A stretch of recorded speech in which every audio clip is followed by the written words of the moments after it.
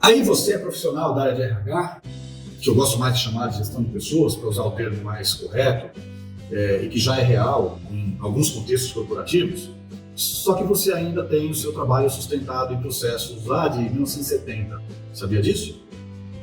Não tem problema se você disser que não sabia ou que você não concorda comigo. Fato é que eu já trabalhava na década de 70 e eu posso dizer que ainda hoje eu vejo muitas estruturas de processos sustentando as áreas de RH ou de gestão de pessoas bem semelhantes àquelas do início da minha carreira. O que mudou de lá para cá? Alguns sistemas de informação, maioria voltados para as funções de departamento de pessoal. E alguns sistemas que buscam facilitar a manutenção dos processos de recrutamento e seleção, por exemplo, visando tornar ágil a operação de cadastramento e busca de currículos, além de alguns testes. Aliás, eu sempre me perguntei, por que as funções de DP respondem para o RH e não para o financeiro? Se alguém souber me responder, desde já eu agradeço.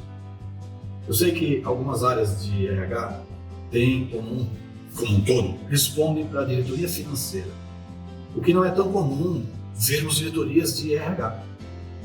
Outra constatação que não se justifica, na minha opinião. Mas o que mais mudou nas últimas décadas, na medida em que ainda hoje os currículos são usados como fontes de candidatos, dá para se ter uma ideia da resposta para essa pergunta. Então, fica comigo até o final desse vídeo para você perceber o que e como podemos rever algumas formas de pensar e de agir para transformar o nosso nível de consciência e fazer refletir no dia a dia para uma vida plena e feliz no âmbito da gestão da personagem mais importante e valorosa das empresas, você. Sejam bem-vindos, humanos e robôs que assistem, aprendem e até gravam os vídeos da conduta. Venha, vamos conversar. Eu sou Edson Sagiorato e estou desenvolvendo minha história como mentor e CHO há mais de 20 anos por diversas empresas. Sejam todos bem-vindos ao choque de felicidade do canal Conduta. Venha refletir sobre as dificuldades e oportunidades que temos para viver a felicidade no nosso dia a dia. Enfim, o que mudou nas estruturas de RH nas últimas décadas? Conforme eu comecei a responder antes da vinheta, ainda hoje os currículos são usados como fonte de candidatos. Além disso, ainda hoje o feedback é aplicado de forma tão dolorosa que se compara a benzetacil. Para quem não sabe, benzetacil é um remédio aplicado na forma de injeção que contém a penicilina G-benzitatina. E quem já tomou sabe, tem muito adulto que tem trauma de injeção por conta da benzetacil, por ser sinônimo de muita dor. Ainda hoje, o desenvolvimento de pessoas é escandalosamente ausente nas empresas. E ainda hoje, as lideranças são eleitas por motivações políticas ou por tempo de casa. Então, na medida em que ainda hoje tudo isso é verdade, nada de relevante mudou ou evoluiu nas últimas décadas em termos de RH. Eu quero que você acompanhe o meu raciocínio aqui e agora. A natureza nos dá todos os melhores exemplos. A laranjeira produz laranjas, a videira produz uvas, o abacateiro produz abacate. Os filhotes de uma baleia são baleias, o filhote de uma avestruz é uma avestruz. E por isso que não faz sentido nós humanos, inteligentes e racionais, esperarmos que alguém que não estuda nos entregue resultados ricos em qualidade intelectual. Entenderam a analogia? Está muito claro que os processos de identificação e escolha de profissionais das empresas alimentam expectativas gigantescas e, portanto, produz frustrações do mesmo tamanho. Expectativas produzem frustrações. Uma primeira dica: pare de criar e alimentar expectativas. Presta atenção no que os seus processos estão gerando.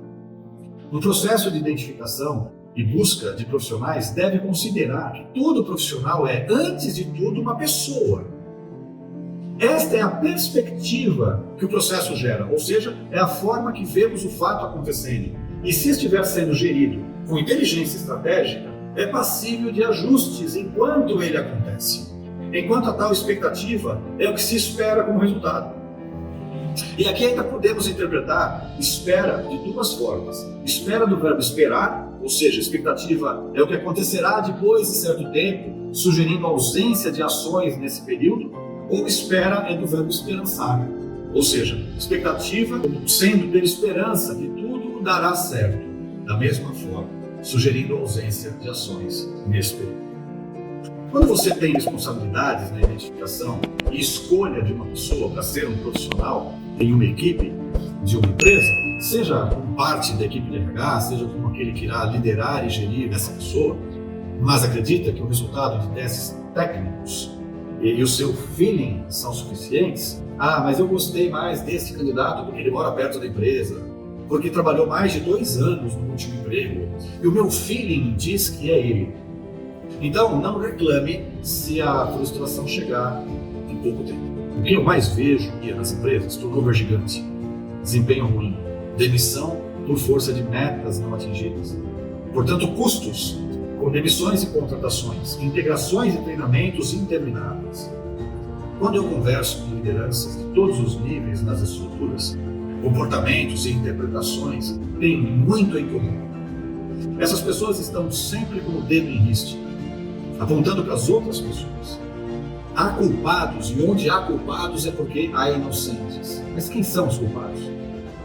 Culpados de qual culpa, afinal? Processos antigos, fontes mentirosas e fracassadas, alvos de ironia, pouco ou nenhum investimento em inteligência estratégica, mesas de discussão onde se confunde pressa com urgência, agilidade com bancos de dados com fácil acesso, com pouca ou nenhuma atenção à qualidade do conteúdo desses próprios bancos, e etc, etc, etc. Quando alguém responde que acha alguma coisa diante de uma pergunta bem formulada e cabível, como as que eu estou fazendo aqui na conduta, o que eu posso esperar? Com a minha expectativa zerada, eu espero do verbo esperançar que comecemos a investir nas pessoas e que as empresas, empresário, empreendedor, investidor, lideranças e, claro, a própria pessoa comecem a investir de verdade no que tem real valor em evolução. Nós, seres humanos. Líder, comece estudando técnicas para o melhor desenho de perfil de pessoas. Reparta com um profissional especializado em pessoas, apaixonado por pessoas, a responsabilidade de identificar e buscar candidatos. Mas, por favor, esqueça dos currículos. Existem outras fontes e formas. Aplique testes para mensurar a parte técnica, sim, mas pare de aplicar entrevistas quadradas, pré-formatadas e, especialmente, pare de terceirizar essa responsabilidade para estagiários e trainees. Anota aí outra dica. A melhor entrevista acontece em ambiente estrategicamente preparado, no qual os envolvidos se sintam gente, e não um objeto que pode ou não ser escolhido. Entrevista, como a palavra diz, é uma conversa na qual os envolvidos se entreolham. Entrevista é uma conversa evidentemente dirigida, pois ela tem destino, mas precisa ser entre humanos. Contratante, procure conhecer a pessoa que está se candidatando e apresente o plano de carreira que a empresa tem para oferecer. Ele precisa ter compatibilidade com o plano de carreira do candidato a ser escolhido. Candidato, procure falar de você com honestidade, evidentemente, e se valorize apresentando o seu plano de carreira. Mesmo que você seja um jovem aprendiz, é importante você dizer para onde você sonha caminhar na evolução de uma carreira. O contratante precisa assumir um compromisso contigo através dos planos de carreira da empresa, alinhado com o seu plano de carreira. Assim, essa conversa tem chance de dar namoro, dar em casamento, ou seja, ambos se apaixonem e iniciem um relacionamento com comunicação de alto nível. Um bom começo sugere que não haverá retrabalho. Retrabalho é tempo e dinheiro jogados no lixo. No mundo corporativo de hoje, baixos indicadores de turnover, por exemplo, significa que quem está trabalhando naquela empresa está bem e está feliz.